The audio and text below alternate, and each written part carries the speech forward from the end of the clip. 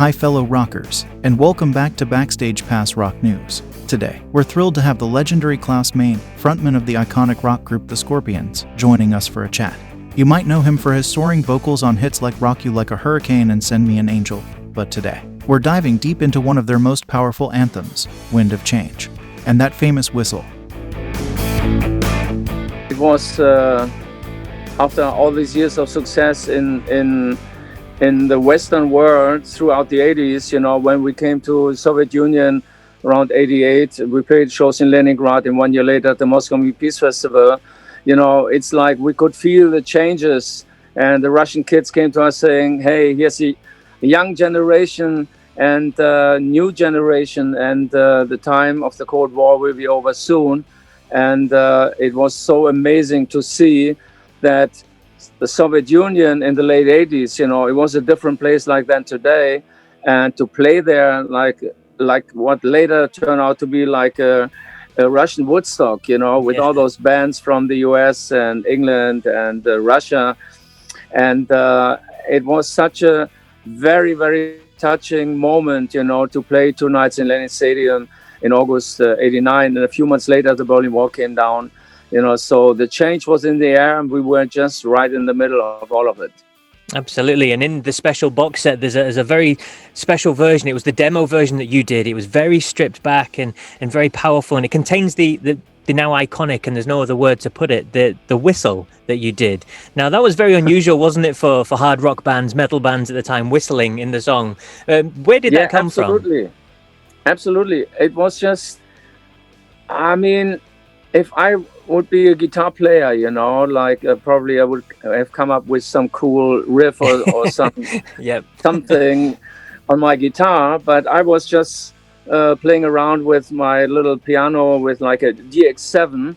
And it was just playing around with it. And this whistle, the lyrics, the melodies, everything came up just because the inspiration for that song and what we went through and what we saw between 88 in Leningrad and 1 year later in Moscow, it was such a deep inspiration, and I think this is the best way if you write a song and it comes from deep inside, and it's not you want to write a song about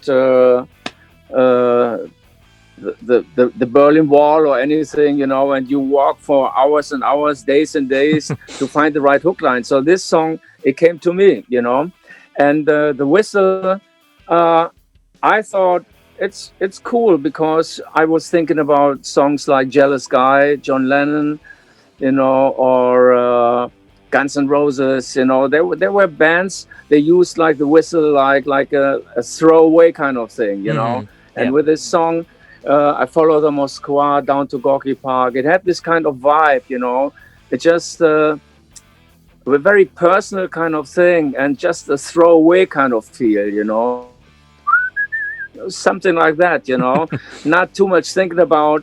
And of course, I was not thinking about this could be something where later on it was a huge discussion.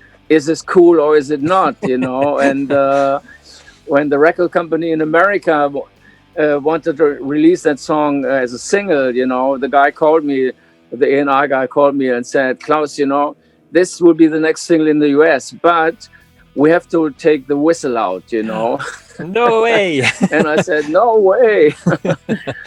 And so, of course, we kept it in. It became also a hit in the United States and in England, and we missed the #1 slot because of Bryan Adams. Everybody missed #1 because of Bryan Adams at that time. Yeah. And later on, when I met with Bryan, and he was like standing in front of me, was bending over and said, "Okay, Klaus, come on, you can kick my ass." Brilliant. You've probably been asked a million times, but can you give us a quick blast of the whistle now? A quick whistle? Yes. Oh, man.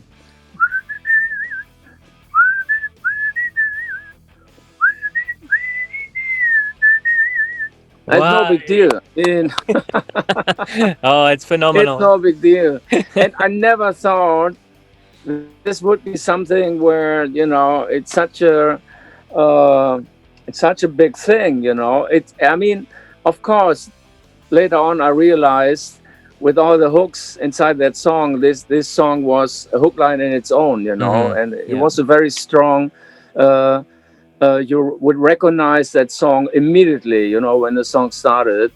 And I know being in the studio when we recorded the Crazy World album, we worked with Keith Olsen in the studio, and I know Rudolf and Matthias, our guitar players, they tried to come up with something cool, you know, for the intro and for those whistle parts to replace it with some cool guitar stuff, you know, but it wouldn't work out. And in the end, they came back and said, you know, we feel also it is good the way it is, you know, and we kept it that way. Fortunately, we did, you know.